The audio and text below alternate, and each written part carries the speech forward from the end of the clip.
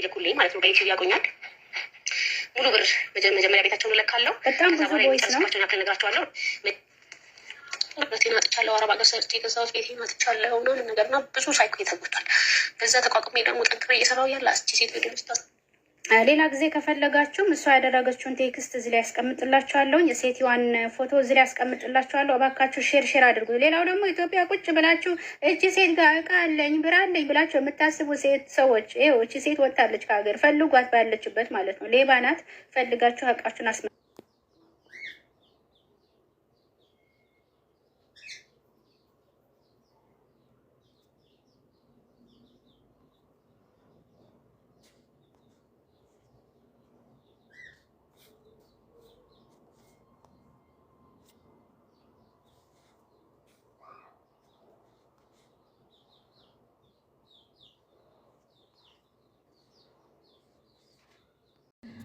አሳዛኝ ዜና ብለን መተንላችኋል። እንግዲህ ከመዳም ኩሽና ማለት ነው። ባይዘው ክረምት ገብቷል። በዚሁ አጋጣሚ እኛ ጋር ማለት ነው ይሄ እንትን ነው እና ዛሬ እንግዲህ የመጣሁላችሁ ስለ ፋሲካ ቲዩብ ነው ማለት ነው።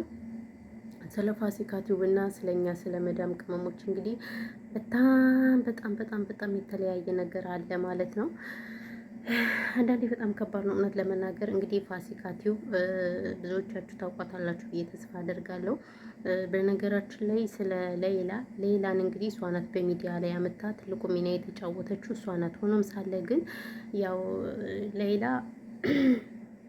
አሁን ከግብ እንኳን ባደርስም እንኳን ትልቁ ድርሻ የወጣችው ፋሲካ ናት። በነገራችን ላይ አንዳንድ ዩቲዩበሮች ጥሩ ነገር እያደረጉ ለወገኖቻችን ለቤተሰቦቻችን እየደረሱ ስለሆነ እነሱ ልናግዛቸው ይገባል ማለት ነው። ፋሲካ ቲዩብ እንግዲህ እስር ቤት ነው ያለውኝ ብላ ቪዲዮ ሰርታለች ማለት ነው።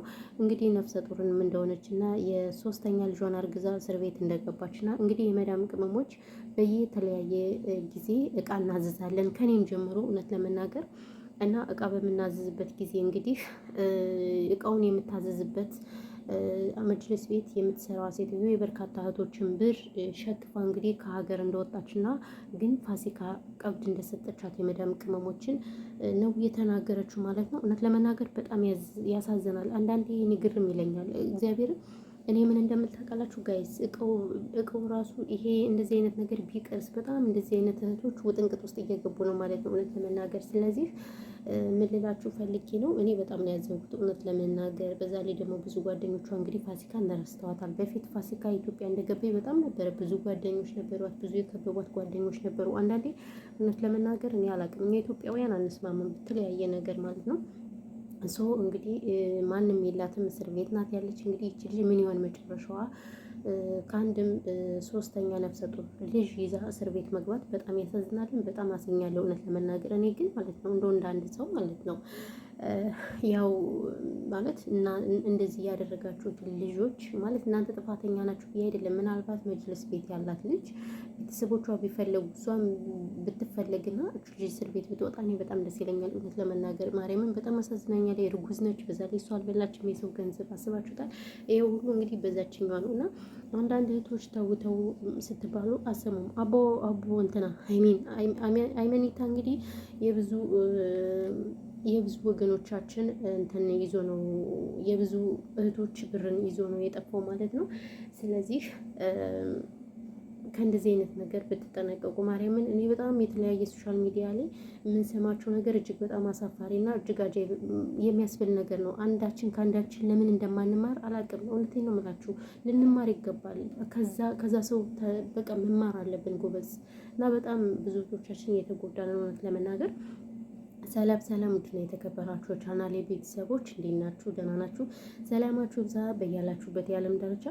እንኳን ደህና መጣችሁ ወደዚህ ቻናል። ለቻናሉም አዲስ ከሆናችሁ ሰብስክራይብ አድርጋችሁ ቤተሰብ ሁኑ ማለት ነው እና ቤተሰብ ስለምትሆኑ እጅግ በጣም ነው የምናመሰግነው። ዛሬ የመጣሁበት እንግዲህ በጣም የሚያሳዝነኝ ቪዲዮ ቲክታክ ላይ ተለቆ ነበር ማለት ነው። እሱም ቪዲዮ እንግዲህ ስለ ፋሲካ ቲዩብ ነው ማለት ነው። ስለ ፋሲካ ቲዩብ እስር ቤት እንደገባችና በመዳም ቅመሞች ገንዘብ መጅልስ ቤት ታዛ የሱን ያረገችው ልጅ እንደጠፋች በዛ ምክንያት እሷ ናት የተያዘችው። ስለዚህ እኔ በጣም አዝኛለሁ ማለት እሷ አልበላችም። ገብቷቸዋል።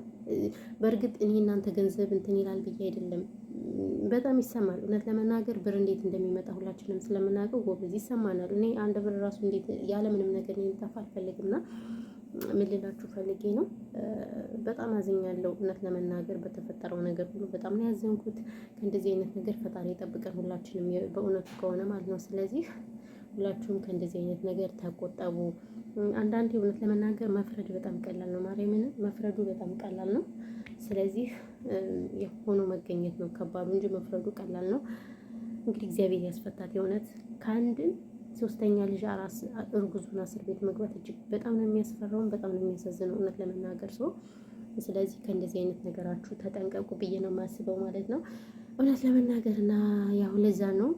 በተረፈ ያው ብቻ የምናየው የምንሰማው ከኛ አቅም በላይ ስለሆነ ፈጣሪ ከእንደዚህ አይነት ነገር ይጠብቀን እና ደግሞ ጥንቃቄ አድርጎቶች ሁሌ እኛ እንማራለን መቼም ቢሆን አንማርም። እንግዲህ እንትና አይመኒታ የበርካታ እህቶችን ገንዘብ በልቶ አሁንም ጭራሽ ማስፈራሪያ እና ያልሆነ ተረት እያወራ ነው እና ማለት ነው። ስለዚህ ከእንደዚህ አይነት ነገርም ልንቆጠብ ይገባል ብዬ ነው የማስበው። እና እንግዲህ ምንም ማድረግ አልችልም። ማርያምን የመዳም ቅመሞችን ብር የሚበላው በጣም ብዙ ነው ማለት ነው። ስለዚህ እግዚአብሔር እንደው አመድ ይሆንባቸው፣ አመድ ያርጋቸውና ማለት እንደዚህ የሰው ገንዘብ በሰው ገንዘብ ላይ እንትን የሚል ሰው አመድ ያርግባቸው ብዬ ነው የማስበው። ሌላ ምንም የምለው ነገር የለኝም። ይሄ ነው ያለው ነገር። ሌላ ወሬም ብዙም አላወራባችሁም ቤተሰቦች፣ እውነት ለመናገር በጣም ስለተሰማኝ ነው። ለማንኛውም ሁላችሁንም ከልብ ነው የምናመሰግነው። ሰላማችሁ ብዙ ትትረፍረፍ ይበልልን። ሀገራችን ኢትዮጵያን ሰላም ያደርግልን። ኢትዮጵያ ላይ እንደምታዩት ጦርነት ነው። እንግዲህ ፈጣሪ ኢትዮጵያን ሰላም ያደርግልን ብዬ ነው የማስበው ማለት ነው። ከዛ ባሻገር ሰላማችሁ ብዙ ትትረፍረፍ ይበልልኝ። ይሄ ነው ያለው ነገር።